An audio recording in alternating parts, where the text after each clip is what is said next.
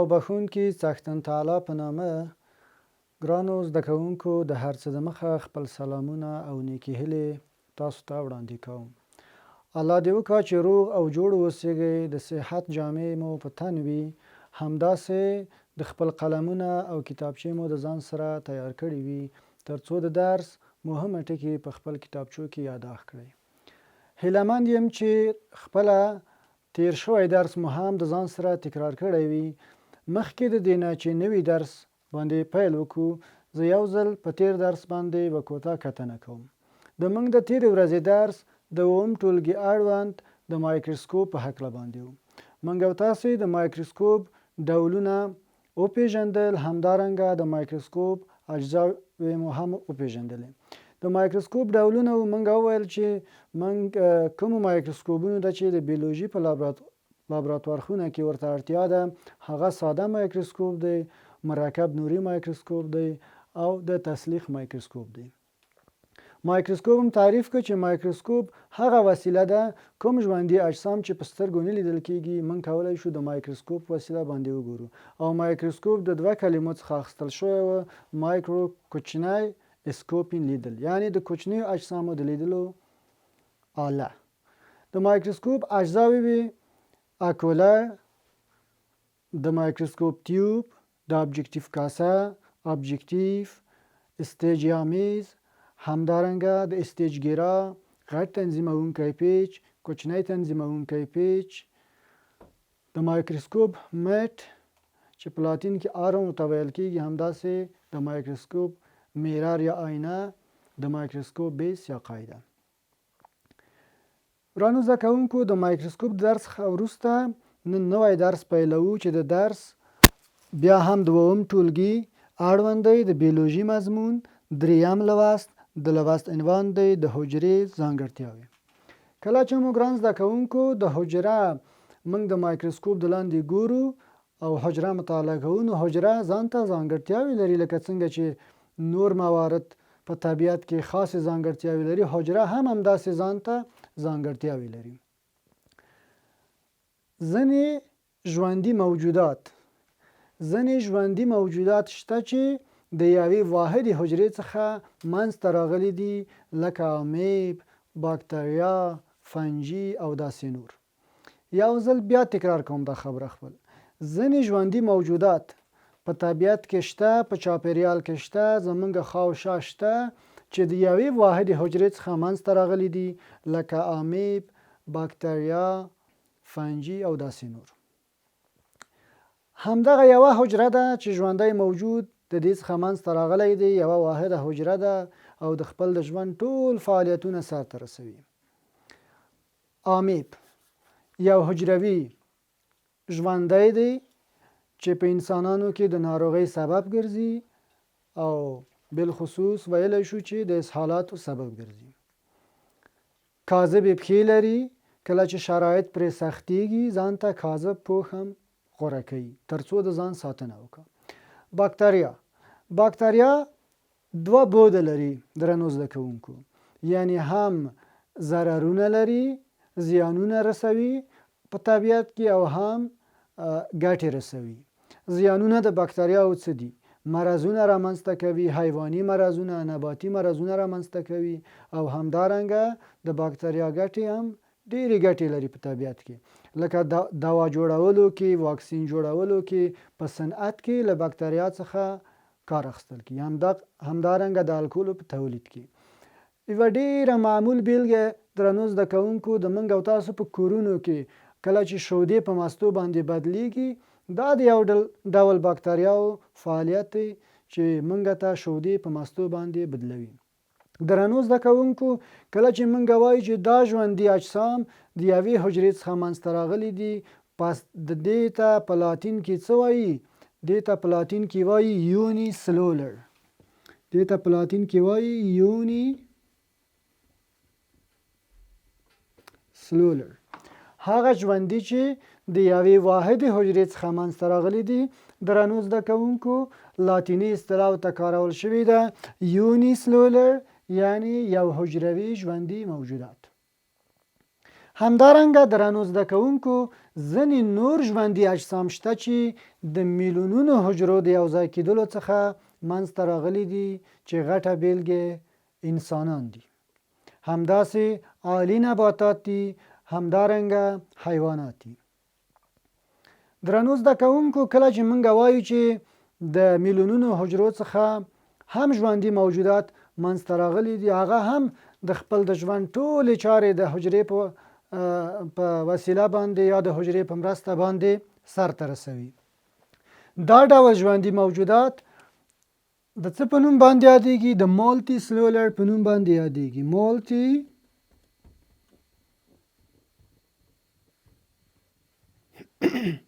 سلولر هغه ژوندي موجودات چې د میلیونونو حجرو د یوځای کېدلو څخه منځته راغلي دي، هغو ته موږ دا اصطلاح کاروو درنو زده کوونکو، مالټي سلولر، یعنی څو حجروي ژوندي موجودات. درنو زده کوونکو، حجرې د ژوند ټول فعالیتونه سرته رسوي، لکه تغذیه،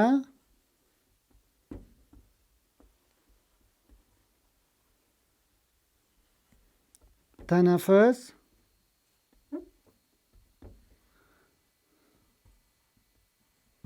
اطراح،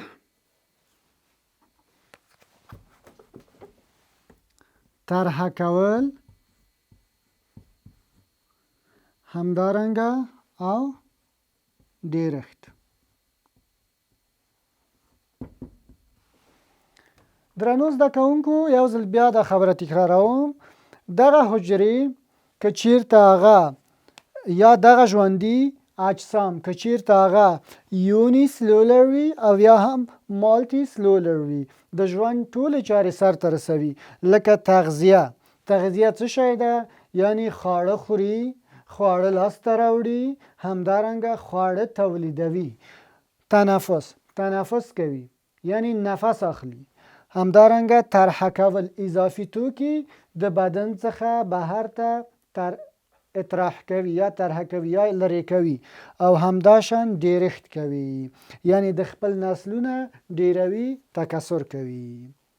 د ژوندیو اجسامو حجرې د دندو د ترسره کولو او د هغو د موقعیت په اساس باندې یو د بل سره توپیر لري. درنو زده کوونکو، په دقت سره ځیر شئ چې په دې مطلب کې څه مفهوم دی. دا په دې مفهوم چې د یوه حجره یوه دنده سرته رسوي او بله حجره بله دنده سرته رسوي. د یوې حجرې موقعیت په یو ځای کې دی او د بلې حجرې موقعیت په بل ځای کې دی.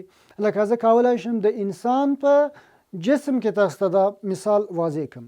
لکه د وینې حجره د وینې په دوران کې موقعیت لري او عصبي حجره چې دی د بدن په نورو موقعیتونو کې موقعیت لري، ځای لري. همدارنګه د وینې د حجرې دنده یو شی ده او د عصبي حجرې دنده بل شی ده. نو د دې په اساس باندې حجرې یو د بل سره توپیر لري. سربیره پر دې چې دا حجرات یو د بل سره توپیر لري، ولی بیا هم دا حجرات د څو مهمو اجزاو څخه جوړ شوي دي چې یو جزء دی حجروي دیوار، دویم جزء دی حجروي غشا، دریم جزء دی سایتوپلازم او څلورم جزء دی هسته. درنو زده کوونکو، پاتې دې نه وي چې حجروي دیوار یوازې په نباتي حجرو کې شتون لري، ولی علاوه د حجروي غشا څخه حجروي دیوال هم لري. په دې معنا نه چې کله چې موږ وایو چې حجروي دیوال لري یعنی حجروي غشا نه لري، نه، سربیره په حجروي غشا باندې نباتي حجرې حجروي دیوال هم لري. ګرانو زده کوونکو، د حجروي دیوال، سایتوپلازم، همدارنګه د هستې په هکله به په راتلونکي درس کې مفصل خبرې وکړو، خو اوس یو ځل بیا خپل درس باندې یو مرور کوو. ما ویل دریم لوست د لوست عنوان و د حجرې ځانګړتیاوې. ځینې ژوندي موجودات شته چې د یوې واحدې حجرې څخه منځته راغلي دي او هغه حجره هغه ژوندي لکه آمې، باکتریا، فنجي او داسې نور دي چې د خپل د ژوند ټولې چارې د هماغه یوې واحدې حجرې په وسیله باندې سرته رسوي. دې ژوندیو ته کومه اصطلاح کارول شوې ده؟ دې ژوندیو ته د یوني سلولر اصطلاح کارول شوې ده. خو ځینې نور ژوندي اجسام شته چې میلیونونو حجرو څخه منځته راغلي دي او دا ژوندي اجسام لکه انسانان، حیوانات او عالی نباتات چې د میلیونونو حجرو څخه منځته راغلي دي او دوی هم د خپل د ژوند ټولې چارې په مخ وړي او دوی ته د مالټي سلولر یا د څو حجروي ژوندیو اجسامو اصطلاح کارول شوې ده. موږ وویل چې حجرات د دندو د ترسره کولو او د موقعیت په اساس باندې یو تر بله سره توپیر لري. خو دا توپیرونه په څه کې دي ګرانو زده کوونکو؟ زه ښه وضاحت ورکوم په دې برخه کې. دا توپیرونه په دې کې دي چې یوه حجره یوه دنده سرته رسوي، بله حجره بله دنده سرته رسوي، همداسې د یوې حجرې ځای په یو ځای د بدن کې دی، د بلې حجرې ځای په بل ځای د بدن کې دی. نو د حجرې جوړښت د دې توپیرونو په اساس باندې فرق لري، یعنی د یوې حجرې جوړښت به یو شان وي او د بلې حجرې جوړښت به بل شان وي.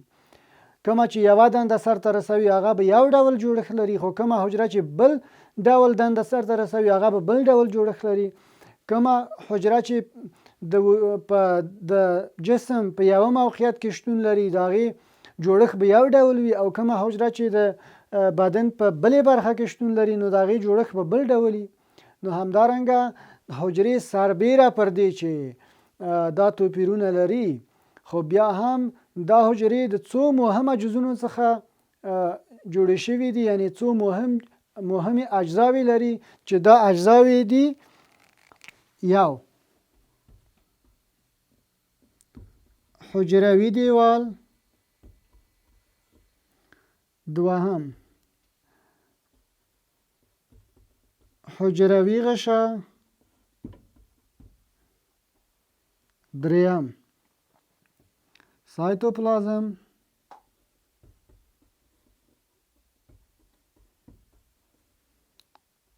څلورم هسته. نو مخکې مې هم وویل درنو زده کوونکو چې حجرې سربیره پر دې چې د دندو او موقعیتونو له پلوه په خپل منځ کې یو تر بله توپیر لري، خو بیا هم د دې مهمو جزونو څخه جوړې شوي دي: حجروي دیوال، حجروي غشه، سایتوپلازم، هسته.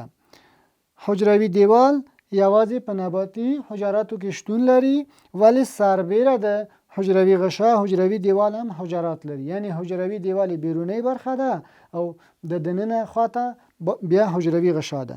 همداسې سایتوپلازم دی او بالاخره هسته ده. ګرانو زده کوونکو، تاسو نه مې هیله دا ده چې د نن ورځې درس خپل کورونو کې وار وار د خپل د ځان سره تکرار کوئ، مطالعه کوئ او تاسو درنو زده کوونکو ته یوه سپارښتنه کوم چې هر کله د راتلونکي ورځې دپاره درس وایئ یا د راتلونکي ورځې دپاره چې تاسو کوم لوست شروع کیږي، تاسو هغه درس یا هغه لوست مخکې د مخکې نه د خپل په کورونو کې مطالعه کوئ، فکر پې وکئ، د ځان سره پوښتنې مطرح کئ او وروسته کله چې تاسو ته درس وړاندې کیږي ان شاء الله چې تاسو سره به هغه مخکې د مخکې مطالعه کول د درس ډیره مرسته وکړه. تاسو په پاک الله سپارم. ښه ورځ ولرئ.